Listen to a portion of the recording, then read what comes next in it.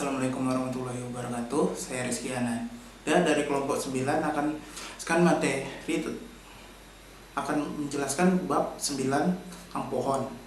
Yaitu materi yang akan dibahas yaitu definisi pohon, sifat-sifat pohon, pewarnaan pohon, pohon merentang, pohon berakar, dan terminologi pada pohon berakar.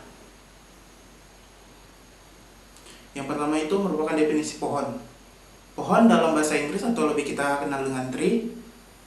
Dalam pohon itu sebenarnya juga sama dengan graf, yaitu mempunyai titik dan sisi-sisinya. Tetapi lebih khusus, pohon adalah graf yang tak berarah, yang terhubung dan tidak sirkuit. Pada contohnya kita nampak di bawah, yaitu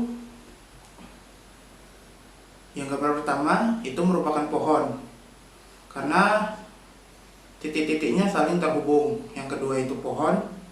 Yang gambar ketiga ini bukanlah pohon karena dia memiliki sirkuit yaitu A dengan F. Yang selanjutnya bukanlah pohon dikarenakan semua titiknya tidak tersambung. Contohnya misalkan himpunan S, A, B, C, D, E, F, G adalah himpunan anak kos yang sudah mengetahui tempat makan yang murah dan banyak. Semisal A sudah mendapatkan tempat makanan yang murah yang banyak, maka dia akan mengajak si B dan si C, dan itu terus dilanjutkan. Si B akan mengajak si D dan si E, si C akan mengajak si F dan si G, maka akan terbuat pohon itu sendiri. Yaitu yang pertama A sudah menemukan tempat makan dan si A ini mengajak B dan C, dan selanjutnya B mengajak D dengan E, sedangkan C mengajak F dengan G. Selanjutnya ada juga yang dikatakan forest. Forest adalah komponen pohon yang saling lepas atau graf yang tidak terhubung, tidak mengandung sirkuit. Pada setiap komponen dalam graf terhubung tersebut adalah pohon. Contoh di sini kita mempunyai 3 pohon. 3 pohon ini terhubung dan mereka disebut sebagai 3 hutan yang di dalamnya terdapat 3 pohon. Dengan teorema. Ada beberapa teorema dalam graf yang terkait dengan pohon. Di dalam pohon juga terdapat V dengan E. Adalah graf yang tidak berarah sederhana dan jumlah simpulnya adalah N. Graf yang sederhana adalah graf yang tidak ada sisi yang ganda dan jalur double. Itu adalah graf sederhana. Maka semua pernyataan di bawah ini adalah ekivalen. Yang pertama adalah G dinyatakan adalah sebuah pohon. Dalam setiap G terhubung melalui satu lintasan tunggal. G terhubung dan memiliki banyak sisi adalah M sama dengan N dikurang 1. Semisal ada 10 titik, maka 10 dikurang 1, maka sisanya adalah 9. Maka jumlah sisi tidak akan melebihi jumlah titik. Semisal titiknya 50, maka sisinya adalah 49. Selanjutnya G tidak mengandung sirkuit dan memiliki sisi seperti tadi, N dikurang 1. G tidak mengandung sirkuit. Apabila ditambah 1 sisi, maka secara otomatis akan terbuat sirkuit. Jika jumlah sisi dan titik sama, itu akan membuat sebuah sirkuit. Yang terakhir adalah G terhubung dan semua sisinya adalah jembatan. Selanjutnya yaitu pewarnaan pada pohon. Ditinjau dari graf, maka pohon itu mempunyai bilangan kromatis sebanyak 2 buah. Dengan kata lain, 2 buah warna sudah cukup untuk mewarnai simpul-simpul di pohon. Demikian sehingga tidak ada 2 buah simpul bertetangga yang memiliki warna sama. Pewarnaan pada pohon T dilakukan dengan cara berikut. 1. Peletakan warna sembarang pada sebuah simpul. Yang kedua itu peletakan warna kedua pada simpul yang bertetangga dengan warna yang pertama. Selanjutnya yaitu petakan warna pertama ke simpul yang bertetangga dengan simpul-simpul yang telah diberi warna kedua. Ulangi ini terus-menerus sampai semua telah diwarnai. Seperti contoh yaitu pada gambar G1 di samping, kita pilih warna kuning dan warna biru. Pertama kita simpulkan yaitu A dengan warna kuning, yaitu kita kasih warna tetangganya, yaitu B dengan D dengan warna biru. Dan warna selanjutnya yaitu tetangga dari D, yaitu C, E, dan F dengan warna kuning. Maka akan terjadi A, C, E, dan F berwarna kuning, sedangkan B dengan D berwarna biru. Begitulah pewarnaan pada pohon.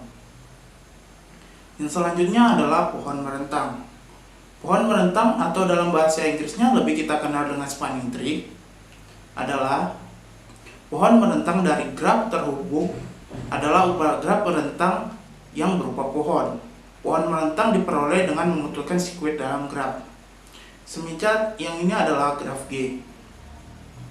Cara untuk membuat pohon merentangnya adalah keempat titik yang pada G ini harus terdapat juga padanya, tapi dengan syarat tidak boleh membuat sebuah sirkuit.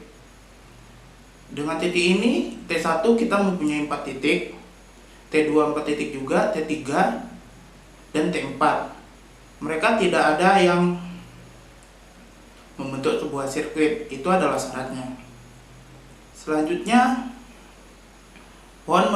setiap graf terhubung mempunyai paling sedikitnya satu buah pohon merentang. Graf tidak terhubung dengan komponen K mempunyai buah hutan merentang yang disebut hutan merentang atau spanning forest. Contoh jumlah ruas jalan seminimum mungkin yang menghubungkan sebuah kota sehingga tiap kota terhubung satu sama lain. Protein atau routing pesan pada jaringan komputer. Pada jaringan komputer biasanya kita lebih mengenal tentang router, yaitu di mana setiap internet itu saling terhubung menggunakan router. Misalnya yang ini A, bagaimana kita mendapatkan jalur seminimum mungkin, yaitu B. Selanjutnya ialah pohon merentang minimum. Dalam graf yang terhubung mungkin mempunyai lebih dari satu pohon merentang. Pohon merentang yang berbobot minimum dinamakan sebagai pohon merentang minimum, atau dalam bahasa Inggrisnya kita kenal minimum spanning tree. Yaitu semisal di sini ada sebuah graf bagaimana cara kita mendapatkan pohon merentang minimum menjadi seperti di samping. Ada dua algoritma yang akan kita temui nanti. Yang pertama yaitu algoritma prime. Dalam algoritma prime ini ada beberapa langkah, yaitu satu, ambil sisi graf G yang berbobot minimum dan masukkan ke dalam T. Pilih sisi U atau UF yang mempunyai bobot minimum dan bersisi dengan simpul di T. Tetapi UV tidak boleh membentuk sebuah sirkuit di T. Masukkan UV ke dalam T dan ulangi langkah-langkah tersebut sebanyak N dikurang 2 kali. Ya, beginilah contoh dari prosedur prime-nya. Ya, 3 baris samping. Yang pertama kita lakukan ialah ambil sisi dari G yang berbobot minimum, kemudian masukkan dalam T, pilih sisi UF yang punya bobot minimum dan tidak boleh membentuk sebuah sirkuit. Ulangi sebanyak N dikurang 2. Nah, semisal yang pertama kita ambil ya, itu sisi yang berbobot 10, yaitu sisi 1 dan 2, 2. Itu berbobot 10 dan kita buat 10. Dan selanjutnya kita pilih sisi mana yang lebih kecil lagi. Nah, di sini kita menemukan sisi 2,6, di mana sisi itu berbobot 25. Dan kemudian kita cari lagi. Di sini terdapat sisi 6, yaitu sisi 6 atau sisi 3,6 yang berbobot 15. Kemudian dari sisi itu kita lihat mana lagi titik yang paling kecil. Kemudian kita mendapatkan 4,6, di mana berbobot 20. Selanjutnya kita cari lagi, yaitu yang terakhir adalah sisi 3,5 yang sisinya berbobot 35.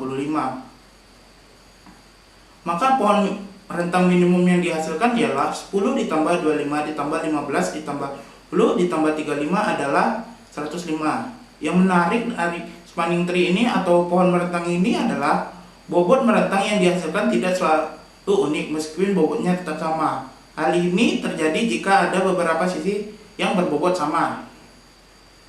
Misal pada contoh berikut, Dari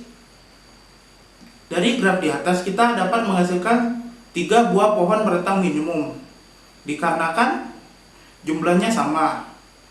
Yang kita pilih sisi yang paling kecil dulu. Semisal di sini kita dapat mengambil sisi BF, yaitu sisi BF, sisi KL, dan sisi CD. Tergantung dari mana kita mengambilnya pertama. Dan cara yang kedua itu ialah algoritma krusal. Ada beberapa langkah dalam algoritma krusal. Yang pertama ini adalah pralangkah, ya, di mana sisi-sisi dalam graf itu harus kita urutkan berdasarkan bobotnya dari yang kecil sampai yang terbesar. Kemudian T masih kosong. Kemudian pilih sisi UF yang berbobot minimum dan tidak membentuk sebuah sirkuit di T. Tambahkan U dan V ke dalam T. Ulangi langkah itu sebanyak N dikurang 1 kali. Seperti contoh pada ini kita ambil graf yang tadi. Kita tuliskan berapa sisi dan bobotnya, yaitu dari yang paling ringan sampai hingga yang paling berat. Yang pertama yaitu 1,2 yang berbobot 10, 3,6 berbobot 15, 4,6 berbobot 20, 2,6 berbobot 25, 1,4 berbobot 30, 3,5 yang berbobot 35, 2,5 yang berbobot 40, 1,5 yang berbobot 45, 2,3 yang berbobot 50, dan 5,6 yang berbobot 55. Langkah pertama adalah kita masukkan di semua sisi itu, dan kita pilih yang paling kecil. Yang pertama yaitu 1,2 yang berbobot 10. Kemudian yang kedua kita pilih sisi 3,6 dan akan membentuk sebuah urutan berentang seperti samping. Kemudian kita pilih 4,6 yang berbobot 20. Maka akan menghasilkan seperti samping 2,6. Di sini 1,4 ditolak karena nantinya akan membuat sebuah sirkuit. Dan yang terakhir yaitu 3,5. Maka pohon berentang yang minimum yang dihasilkan adalah 10, 25 tambah 15 tambah 20 tambah 35 sama dengan 105. Sama seperti hasil seperti algoritma print tadi. Yang materi selanjutnya adalah pohon. Pohon memiliki akar dan rootnya. Pohon yang satu buah simpulnya dilakukan sebagai akar dan sisa-sisanya diberikan arahan sehingga menjadi graf berarah, dinamakan pohon berakar atau dalam bahasa Inggrisnya adalah root tree. Pada gambar di bawah, root ialah yang A. Pohon yang memiliki akar berarti pusatnya ke bawah. Anak panah ini, dalam ini anak panahnya boleh dihilangkan. Ini dikatakan root tree atau pohon yang berakar. Pohon berakar ini bisa dibuat dari sembarangan pohon. Terus kita ambil salah satu titiknya sebagai root. Misalkan yang titik ini kita ambil B, maka B nya akan menjadi seperti ini dan otomatis B akan menjadi rootnya. Atau E yang kita ambil, maka E akan menjadi rootnya. Tinggal pilih saja siapa yang ingin dijadikan sebagai pusat. Selanjutnya adalah terminologi pada pohon berakar. Yang dimaksud terminologi pada pohon berakar yaitu adalah simpul-simpul pada pohon yang diberikan label untuk mengacu simpul mana yang dimaksud. Di bawah ini telah didaftarkan terminologi yang penting pada pohon-pohon berakar. Yang pertama yaitu child atau children dan orang tua atau parent. Semisal di sini B, C, dan D merupakan anak dari A, dan A merupakan orang tua dari B dan C. B merupakan orang tua dari E dan F, dan E dan F merupakan anak dari B. Selanjutnya ialah lintasan atau dikenal sebagai paths. Lintasan dari A ke J adalah A, B, E, J. Panjang lintasan itu adalah 3. Kita menghitung panjang lintasan dari sisinya, yaitu sisi AB, BE, dan EJ. Selanjutnya adalah saudara kandung atau sibling. Di sini merupakan saudara kandung. Di sini yang dimaksud adalah titik yang orang tuanya sama. Misal E dan F adalah saudara kandung, tetapi G bukan saudara kandung dari F karena orang tua mereka tidak sama. Selanjutnya, H, I, dan J merupakan saudara kandung dari saudara kandung. Tapi K bukan saudara kandung dari J karena mereka berbeda orang tua. Yang selanjutnya adalah upah pohon atau subtree. Dalam graf juga ada upah graf. Dalam pohon ini upah pohon yang merupakan potongan dari pohon. Misalnya seperti ini. Jika dahan akar pohon itu dipotong, maka itu dinamakan upah pohon. Selanjutnya ada juga derajat atau degree. Derajat sebuah simbol adalah jumlah upah pohon atau jumlah anak pada simbol tersebut. Misalnya derajat 3 adalah A, derajat A adalah 3 dan derajat B adalah 2. Yang dimaksud di sini adalah A memiliki 3 anak, yaitu B, C, dan D. Maka dari itu A memiliki derajat sebanyak 3.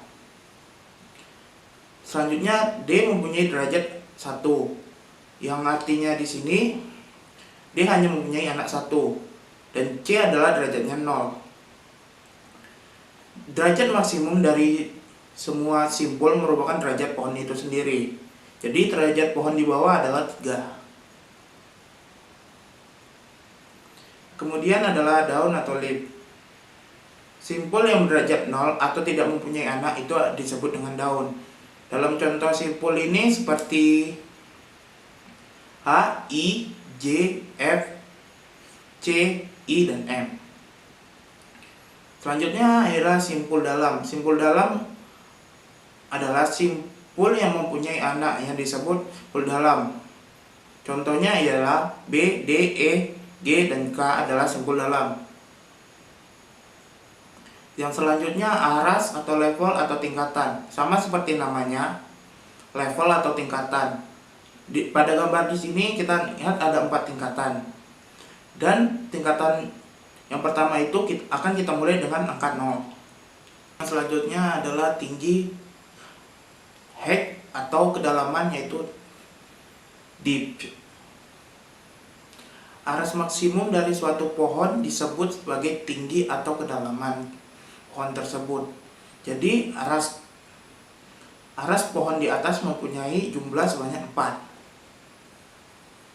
Ya, begitu saja materi dari saya. Selanjutnya akan dilanjutkan oleh teman saya, Fauzan Kamil.